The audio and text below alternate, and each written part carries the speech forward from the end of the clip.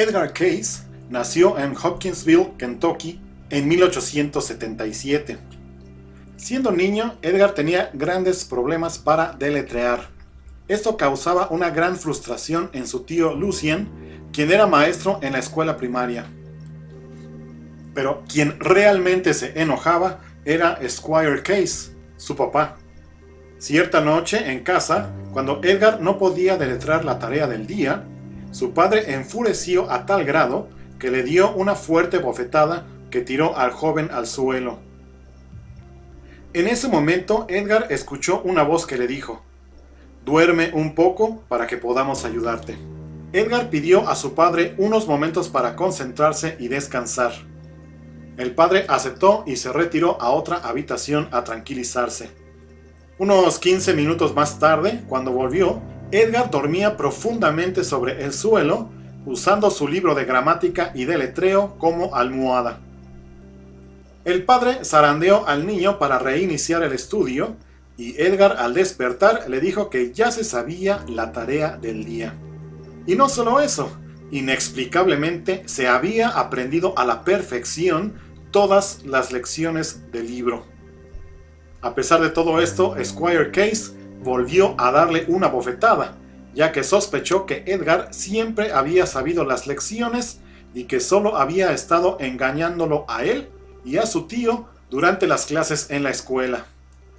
A Edgar Cayce no le importó el castigo corporal, pues en el fondo era consciente de algo. Había descubierto que poseía un don, y este habría de seguir con él hasta el día de su muerte. A los 16 años de edad, durante un partido de béisbol en la escuela, Edgar recibió un fortísimo pelotazo en la columna vertebral. Regresó a casa mareado y murmurando incoherencias. Preocupados, sus padres lo acostaron enseguida. Entre vigilia y sueño, de pronto la voz de Edgar se tornó autoritaria y le ordenó a su madre que preparara cierto tipo de cataplasma y que se lo aplicara en el punto donde había recibido el pelotazo. Su madre, sorprendida, siguió sus precisas instrucciones al pie de la letra. Al otro día, Edgar amaneció sin dolores, normal y sin recordar nada de lo ocurrido desde el momento en que había recibido el golpe. En esa ocasión, Edgar Cayce había practicado su primera curación sobre sí mismo. Finalmente, el padre de Edgar entendió que su hijo poseía algún don completamente inusual y comenzó a cantar alabanzas de su hijo. Esto, por cierto, incomodaba mucho al joven Edgar. La vida de Edgar Cayce continuó. Completó sus estudios de secundaria y comenzó a trabajar como dependiente en diversos comercios y eventualmente como agente vendedor de seguros en el año 1900. Un año después contrajo alguna enfermedad que le impidió hablar. Varios doctores le dijeron que jamás en la vida volvería a hablar más que en susurros, y esto si le iba bien. 2 hipnotizadores profesionales trataron de ayudarlo para curar su mal mediante sugestión post-hipnótica. Ambos fracasaron. Cayce hizo un tercer intento en su casa con otro hipnotizador aficionado de nombre Al Lane. Un domingo de marzo de 1901 por la tarde en su propia casa y en presencia de sus padres. Lo curioso es que ni los 2 hipnotizadores ni Lane pudieron llevar a Cayce al trance. Esta vez él mismo se provocó ese profundo trance y ya en ese misterioso estado Cayce diría: «Sí, podemos ver el cuerpo». A continuación pasó a describir minuciosamente las condiciones de su cuerpo que habían provocado aquella parálisis parcial de sus cuerdas vocales. Además, señaló que la cura consistía en restaurar la circulación sanguínea normal a los músculos y nervios que estaban afectados. Durante los siguientes 20 minutos, el cuello y la parte superior del tórax de Edgar se tornaron intensamente rojos. Entonces, aún en trance, Edgar le pidió a Lane que diera la orden a su circulación sanguínea de normalizarse. Poco después, al despertar, la voz de Edgar Cayce estaba completamente restaurada. Así fue como finalmente se inició la carrera insólita de quien es quizá el curandero psíquico más extraordinario de la historia. Cuando se supo del milagro que le había devuelto la voz, Case comenzó a recibir docenas y después cientos de peticiones de ayuda. Claro que al principio se negó, particularmente porque no era doctor ni tenía preparación médica alguna y por lo mismo temía profundamente causar más daño que beneficio a sus semejantes. Finalmente, en 1903, su filantrópica disposición lo llevó a intentar ayudar al prójimo con ayuda del hipnotizador Lane. Su método siempre sería el mismo. Case se provocaba él mismo un profundo trance. Entonces, su asistente le daba el nombre de la persona enferma y le describía el padecimiento. Invariablemente, tras algunos momentos de silencio, Case decía: sí, aquí tenemos el cuerpo.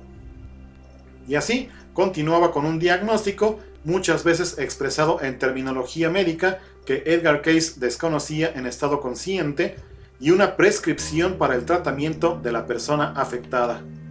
Edgar siempre insistió en que sus recetas fueran cotejadas con doctores y fueran administradas con supervisión médica autorizada. Sin embargo, miles de sus pacientes no lo hacían así, atendiéndose únicamente a las prescripciones de Case. En buena medida, las recetas funcionaban y los pacientes se curaban. Hacia 1906, Edgar había contraído matrimonio y se ganaba duramente la vida como asistente de fotógrafo, pues aunque ya dedicaba muchas horas a la semana a sus curaciones psíquicas, se negaba a aceptar por su trabajo honorario alguno. Poco a poco, Case comenzó a trabajar usando doctores como asistentes y ya no al hipnotizador Lane. Así, Case se provocaba sus propios trances y un asistente médico le describía mejor las quejas de sus pacientes. En una ocasión, cuando trabajaba con el Dr. John Blackburn, fueron visitados por un profesor de una cercana Universidad de Estudios de Administración, quien estaba muy preocupado por un asesinato ocurrido en su pueblo natal en Canadá. El maestro, quien había escuchado hablar de los insólitos dones de Case, quería ver si le podía ayudar a resolver un misterio: ¿quién había asesinado a la joven víctima? Edgar Case decidió probar suerte en esta nueva aplicación de sus poderes psíquicos. En presencia del profesor, de su padre y del Dr. Blackburn, Case entró en trance. Entonces le leyeron el nombre y la dirección de la víctima y le pidieron que nombrara al asesino. Permaneció en un largo silencio. Finalmente, Case dijo que la joven había sido asesinada por su propia hermana. Pero todavía más impactante fue el hecho de que dio a continuación la marca, el calibre y el número de serie de la pistola usada en el asesinato, indicando que el arma estaba oculta en un tubo de desagüe del sótano de la casa de la víctima. Momentos después, con la ayuda del Dr. Blackburn, Case salió de su trance. Ahora surgía la gran duda en la mente de todos los presentes, incluyendo al propio Edgar Case. ¿Lo que había dicho en trance era cierto o falso? El profesor canadiense envió la información proporcionada por Case a su pueblo natal y la respuesta no tardaría mucho. Apareció el mismísimo jefe de la policía del poblado con una orden de arresto para Case y para el maestro, quienes eran considerados sospechosos de asesinato. En ese momento el crimen seguía sin resolverse y el oficial sospechaba intensamente de los autores de aquella puntillosa información. Cuando se enteró por boca de varios testigos de que el contenido del telegrama era el resultado de un trance hipnótico, mucho menos podía creerlo. Pero entonces Edgar Case entró en un nuevo trance hipnótico para seguir tratando aquel problema. En esta ocasión describió a detalle tanto a la joven asesinada como el lugar donde se había cometido el crimen. Más tranquilo y profundamente asombrado, el policía volvió a Canadá. Bajó con la hermana de la difunta al sótano de la casa y ahí encontró el arma descrita por Case. El oficial acusó entonces a la hermana diciéndole que lo sabía todo. La mujer no pudo más, confesó ser la autora del asesinato y poco después fue a parar a la cárcel. Esta revelación de Edgar Case, perfectamente documentada, sería la primera y última de su tipo. El clarividente se negó por el resto de su vida a participar en este tipo de experimentos y volvió a concentrarse en sus curaciones, en las que tenía una alta tasa de éxito y cuyos ejemplos más espectaculares aún estaban por venir. Una amiga de Case, la señora esposa del Dr. Thomas House, de su pueblo natal, padecía dolorosos problemas de salud. El propio Dr. House había llamado a un connotado especialista de Nashville, Tennessee, el Dr. W. H. Haggard. El diagnóstico fue un tumor abdominal que requería cirugía inmediata. Pero la señora de House insistió en que primero Case le hiciera una lectura, y así fue. El diagnóstico fue radicalmente diferente. La señora padecía de una severa constipación intestinal y además estaba embarazada.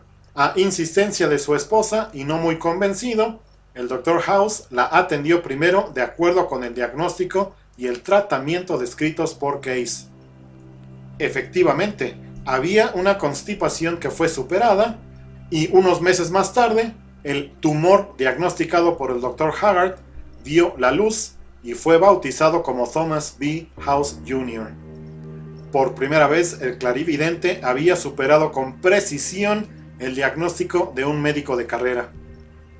Curiosamente, cuando el bebé Thomas tenía 4 meses, fue presa de convulsiones que se sucedían ininterrumpidamente cada 20 minutos. Ni el padre ni otros médicos pudieron precisar lo que ocurría y pronosticaron que el bebé viviría a lo mucho un par de horas más. Así, una vez más, a petición de la señora, a quien la angustia maternal devoraba, llegó Case. El hombre entró en trance y el padre del pequeño Thomas le describió lo que le ocurría al bebé. Edgar Case prescribió administrarle belladona, considerada un veneno. House no salía de su asombro y los otros 2 doctores se escandalizaron. Pero la madre insistió a tal grado que, si bien con toda la reticencia del mundo, el Dr. House administró la belladona a la criatura, presa todavía de las terribles convulsiones. Así, en cosa de minutos, las convulsiones cesaron y el bebé se quedó plácidamente dormido. La criatura habría de desarrollarse normalmente e incluso décadas después asistió al sepelio del propio Edgar Case. La fama del clarividente seguía creciendo y habría de alcanzar proporciones nacionales. Esto sucedió tras una nueva confrontación con un médico ocurrida en 1909 durante las vacaciones navideñas. Estaba en Hopkinsville el reconocido doctor homeópata Wesley Ketchum, quien dudaba profundamente de todo cuanto había escuchado decir de las milagrosas lecturas de Case. Así, le retó pidiéndole al clarividente una lectura de sí para ver si el diagnóstico de Case coincidía con el propio respecto de un mal que le aquejaba. Case entró en trance y desmintió lo que Ketchum le dijera. Case dijo que el doctor no tenía una apendicitis, sino un nervio pellizcado en la parte inferior de la columna vertebral, que podría ser arreglado por un osteópata. Al salir Case del trance, Ketchum se burló de él, y ahí mismo salió de la casa de los Case y acudió a un osteópata cuyo consultorio quedaba al otro lado de la calle. Le reacomodaron unas vértebras un poco desplazadas y entonces recibió la sorpresa de su vida. En vez de probar que Case estaba equivocado, resultó que su incipiente apendicitis se esfumó por completo. Convencido por fin, Ketchum inició estudios serios del increíble sistema de curación de Case y tras redactar un estudio exhaustivo de todo cuanto el clarividente había hecho, lo envió a la Sociedad Norteamericana de Investigaciones Clínicas a fines del verano de 1910. Así, si antes Edgar Case recibía cientos de peticiones de ayuda, ahora fueron miles. Tuvo que organizarse y, cobrando por fin solo modestas sumas, ofreció un promedio de 2 lecturas diarias a partir de entonces. Con ayuda de más doctores, consiguió fundar un hospital para centralizar sus esfuerzos y también para comenzar a llevar un registro más científico de sus curaciones, las cuales seguían desafiando todos los cánones de la ciencia médica.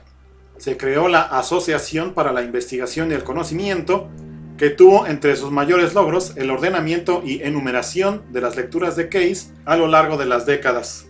Estos registros permanecen accesibles a todos los que se interesen en ellos hasta el día de hoy. En estos se puede comprobar cómo Case, en trance, analizó y resolvió problemas de salud de gente localizada a grandes distancias. En total, Case hizo más de 14,000 lecturas a lo largo de su carrera. Se señala que Edgar tuvo un porcentaje de éxito cercano al 80%, tanto en sus diagnósticos como en el éxito de los tratamientos que él prescribió. No existe un estudio profundo científico de cómo lograba Case sus resultados, y esto se debe en gran parte a que, a pesar de sus innegables e irrefutables éxitos, la ciencia médica de su tiempo lo rechazó, muchas veces de manera cruel e insultante. El clarividente Edgar Case abandonó esta vida el 3 de enero de 1945 a la edad de 67 años. Pasó casi toda su vida dedicada a tratar de ayudar al prójimo. Para él, la vida debía combinar armónicamente lo físico con lo espiritual en una amalgama perfecta que permita al individuo desarrollar su potencial psíquico en aras de una vida diaria más pura y productiva.